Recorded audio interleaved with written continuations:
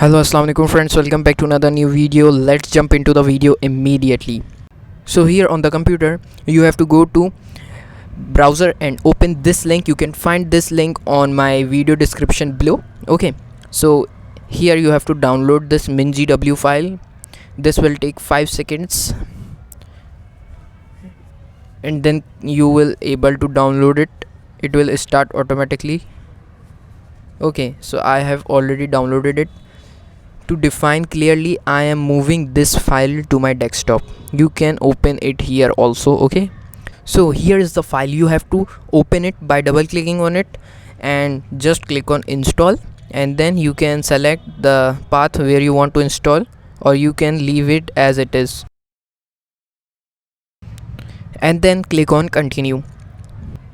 This will require internet connection to download the packages from internet, so you must have internet connection.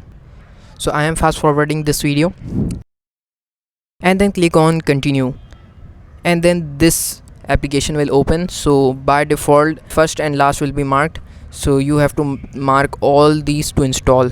Okay, and mark this also, and then click on installation and then click on apply changes, and here you can click on apply.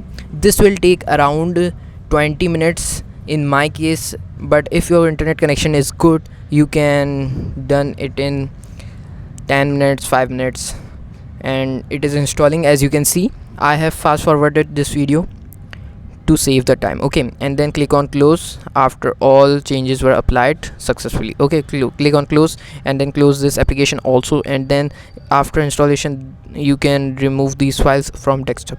And then where you have downloaded these files, there will a bin folder, and here is the G++ and GCC for C.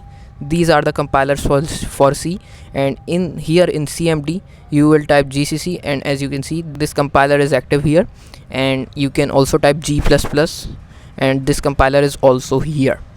So to link it globally in Windows, you have to follow me. Open your system setting. Okay, open your system setting. Here you can view your RAM, about your PC. You have to open about your PC, and here you can find advanced system settings in Windows 10. Okay, and here you can find environment variables. Click on this button and then double click on path, and then add a new location where your GCC and G++ compiler where it is.